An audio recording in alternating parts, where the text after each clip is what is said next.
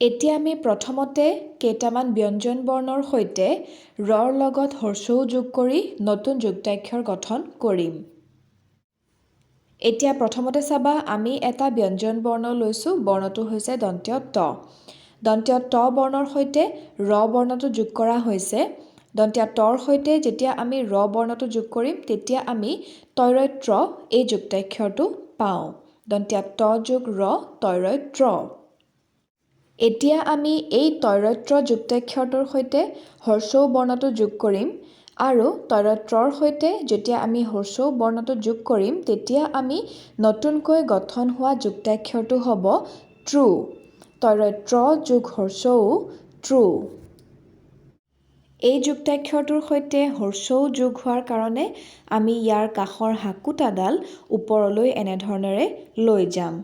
তৈৰত্ৰ যোগ হ্ৰস্বও ট্ৰু। এতিয়া আমি দন্ত্য দ বৰ্ণৰ সৈতে ৰ আৰু হ্ৰস্বও এই দুটা বৰ্ণ লগাই চাম। এতিয়া চাবা আমি প্ৰথমে দন্ত্য দৰ সৈতে ৰ বৰ্ণটো লগাম। দন্ত্য দ যোগ ৰ দৈৰদ্ৰ। দন্ত্য দ বৰ্ণৰ সৈতে যেতিয়া আমি ৰ ব্যঞ্জন বৰ্ণটো লগাই দিম তেতিয়া আমি দৈৰদ্ৰ এই যুক্তাক্ষৰটো পাম। ইয়াৰ পিছত এই দৈৰদ্ৰ যুক্তাক্ষৰটোৰ সৈতে আমি এইবাৰ হ্ৰস্বও বৰ্ণটো লগাম।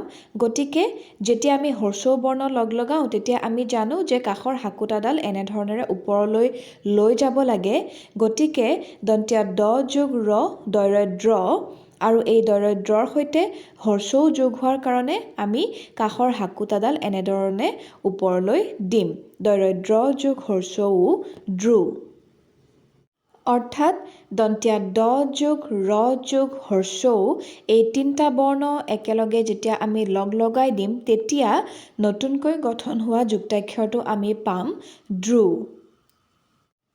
এতিয়া আমি দন্ত্য ধ বৰ্ণটো লৈছোঁ। দন্ত্য ধৰ সৈতে আমি ৰ বৰ্ণটো লগাই দিম।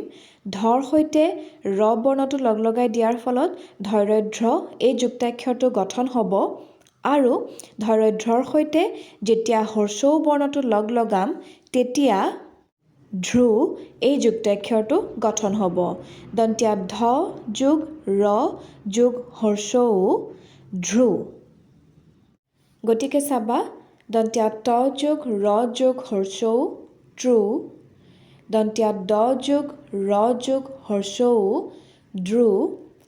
দন্ত্য ধ যোগ ৰ যোগ হ্ৰস্বও দ্ৰু।